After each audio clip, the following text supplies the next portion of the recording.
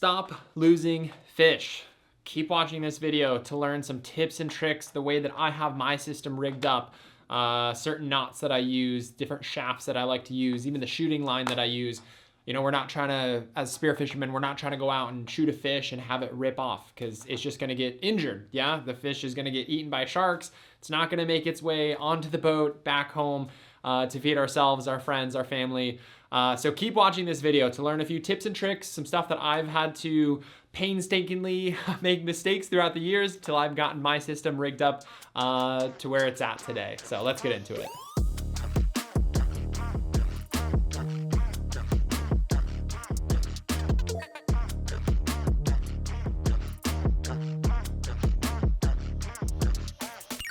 Hey, what's up guys? Josh Munoz here, professional underwater photographer, freediving instructor, and avid spear fisherman. Like I said, this video, I'm gonna go through a few tips and tricks that I have learned over the years, hopefully to try and help you out, show you some knots, talk about where I get my shafts, how I, kind of just set up my whole spearfishing rig. Just so you know, throughout this entire video, I will drop links in the description below for all the products we talk about so you can find them easily if you think you want to pick them up yourself. But yeah, we can get into it. The gun that I have been using over the last almost 6 or 7 years has been the Aimrite King Venom 130. This is an awesome 3-band gun. I mostly use this gun in blue water situations, but I'll kind of talk about how we can change that around. This gun is carbon fiber, which makes it really convenient for deep dives. It's not heavy and like real cumbersome like some of the bigger wooden guns that you might see. So this is an awesome all-around gun that I've been using for years and years. And I'm gonna kind of show you, a few tips and tricks, the way that I just have my whole system set up that you might want to start implementing in your own systems. To start, I want to talk about the shafts that I use. The shafts I get from a company that's called Red Tide. I order them online. And the two main shafts that I use are gonna be double flopper shafts, or I use a threaded shaft with a slip tip on it. Both have pros and cons. The double flopper is gonna be a lot cheaper, and this is something that's so worth investing in. Don't keep shooting with your single flopper shafts. I know so many guys who have lost a lot of fish because that one flopper fails, it pulls out, and now you've just lost your fish. Invest in these double flopper shafts. Double flopper shafts, they're really fast to reload, a lot faster than a slip tip is. Some might argue that they even shoot straighter, and I'll explain why when we look at the slip tip. Something that's a nice add-on with these double flopper shafts is something that's called a shaft cone. You can usually pick up about 5 of these for like 30 bucks. Epoxy it on, let it sit overnight, and this thing will never come off again. But this shaft cone is really good to be used when you're trying to penetrate through fish's bone. This is just gonna basically help pierce through thick and strong bones on fish. A slip tip is one of the best things you can have out in blue water. I really wouldn't recommend using this when you're diving on reef, when you're just next to rock and you have a lot more chances of your fish diving to the reef and getting stuck on something, because slip tips are just so much more expensive. The shaft is about as expensive as a double flopper shaft, and then you got to drop another $100 or more for the slip tip specifically. Specifically, I like to use the Mori slip tip. I think that these ones are awesome.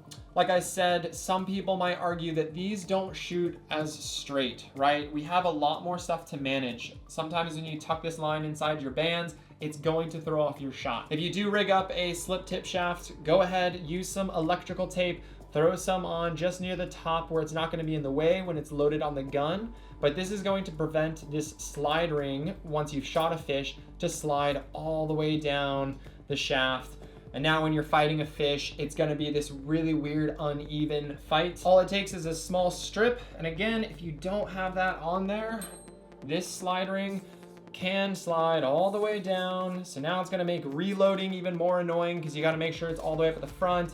And if you did get a fish on, and this is through the side of the body of the fish, now you're just fighting in this really weird angle with the shaft. So again, a little bit of electrical tape, that's gonna keep that up there and out of the way. One big switch that I made these last several years has been completely moving away from using monofilament line as my shooting line and switching to the Aussie Reel line as my shooting line. This stuff is about twice as strong as kind of like your average monofilament line strength. It is a 1.9 millimeter, it's a 650 pound test. You can buy about 50 meters of this stuff for just less than $60. So this will last you a really long time to string up all your shafts. A big reason why I wanted to move away from the monofilament is because over time, when you have multiple wraps of mono around your gun going down and back up and down and back up, that monofilament is going to start to create memory, and it's going to basically start to almost kind of create this weak point, and this point that never will like lay flat again. This line, essentially this string, doesn't create that memory like mono does. Using mono line also means you need to be using crimps, and crimps fail all the time. Even back when I used to use mono, I would use double crimps, which I would recommend if you're not going to make the switch to using Aussie Line. Use a double crimp, because I've just seen crimps fail so many times, and there's nothing worse than losing a big fish to a failed crimp. With Aussie Line, it's really convenient because you can tie this stuff on just with knots. So if you're out on the water and you were using mono and had a problem, you better hope you have extra crimps, you better hope you have a crimper, because if not, then you're out of luck, right? You can't restring that shooting line back onto the shaft. The nice thing with this line is we can tie just a few knots, re-rig our whole system, and now we're ready to go again if you ran into a problem. The two main knots that I'll tie with this Aussie Line to attach to my gun or to attach to a swivel clip is going to be either a bowline, which is a great option, or the non-slip mono knot, which I'll show you how to do right now. Basically what we're gonna do is we're gonna start with just a simple overhand knot, little overhand loop. We would, string it through whatever we're attaching it to, essentially. We're gonna take that line, we're gonna come back inside my knot, and I'm gonna give myself at least 3 wraps.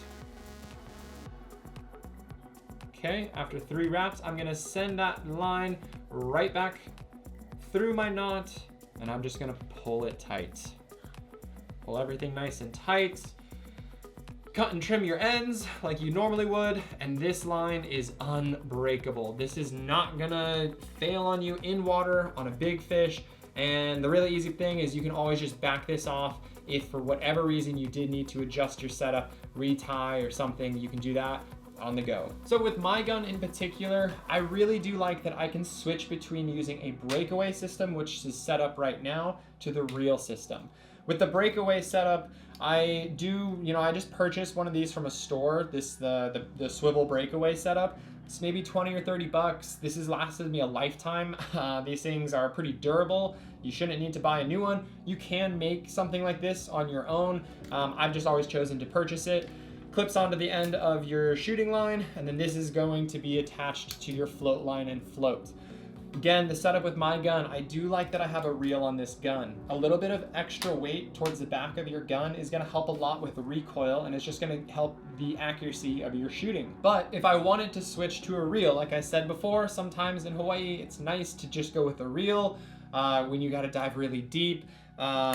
What's nice with having a reel on this setup is I can easily just pull out this reel line, clip it onto my shooting line, take off my breakaway setup, and in water, right, I can clip it onto my float or whatever, and now I'm ready to shoot with the reel. I don't run my reel line up and through the place that you normally should have your reel attached, because this is just going to get in the way, and the length of the shooting line basically needs to be cut in a way that both lines can be attached to it if you needed to make that switch. Now, the specific float lines that I like to use, I really do recommend using a float line that is a Bungee float line. There are cheaper options, lines that float that are super strong, but these Bungee lines specifically have a lot of stretch to them. So now when the fish is fighting, all of that weight is going to be really nicely even distributed to that stretch. Imagine you shot a fish and it's swimming down. Once it goes that full length of the line, if you don't have a bungee, there's going to be a hard snap, and you definitely run the risk of your shaft pulling through, or if it was like a long shot, maybe not a super good holding shot, your shaft is going to pop right out. This is really going to help kind of distribute that weight and not make it one crazy snap when the fish makes it to the very end of the line. Other types of float lines, again, this is great. These things are super strong. They're a lot cheaper, but if a fish makes it to the end of that line, there is one hard tug, and if you don't have a really good holding shot, you start to run the risk of losing that fish. My float line specifically is made by Rife. This is only the 75-foot option. I wish I had it longer. I really do wish that I had the 100-foot option, because here in Hawaii, a lot of ukus like to stay down deep. So if I'm ever out in water, my float line not long enough for me to swim down to the depth to find the fish, I can easily switch to that reel that I have set up on my gun. The float that I like to use is this float by Spearmaster. It's the 30-liter option. I think this thing is rated for about 3 atmospheres. I really would recommend using or buying the first time the larger float. Don't stick with the smaller one. You just don't know what type of fish you're going to be, happen upon in the water, and it's better to be overpowered than undergunned for sure. One of the last things that I want to talk about that I use on this gun is at the back. A lot of times you'll see guys clip on just a quick loop of some monofilament, crimping on with a crimper, and call it good. These loops are super convenient to have. You can clip them onto yourself if you need to, use them for hanging, whatever. But if you were ever only using a reel system and you shot a huge fish and that fish was spooling you and you needed to clip something on, right? You can clip on a float with a float line and everything, and now you can kind of let go of your gun.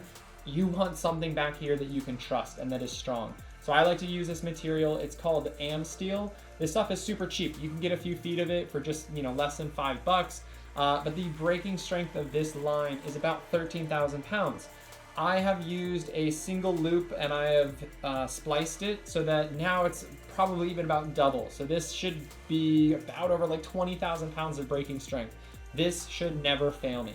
So again, if I shot a big fish, I was only on a reel and I needed to clip on a backup, maybe like a belt reel or just a float line, I can let my gun go in full confidence knowing that these items are not going to fail me. I even put on some beefier Amsteel. I think this stuff's breaking strength starts at about 20,000 pounds. So now that I've spliced it, it's gonna be even more. But I've put some more Amsteel on the back of my initial float with a tuna clip on the back. Again, in case if I ever wanna connect 2 floats to this, or if I see a friend, they shoot a fish, and it's running and they need extra help, I can clip this onto their gun so that everything is nice, strong, and we just increase that chance of landing the fish. Hopefully this has helped you out just a bit. Maybe you learned some new stuff. Again, I just wanted to go over the years of knowledge that I've gone through. Painstaking mistakes have led me to basically come up with this form of a setup. Like I said, I'll drop a link with all the items that we talked about today in the descriptions below. But please, if you have a comment about my setup, about your setup at home, if you have other questions, leave them in the comments below and I will totally get back to you. In the meantime, stay subscribed, like this channel, share it with your friends, those who are new and old in spearfishing. Mahalo.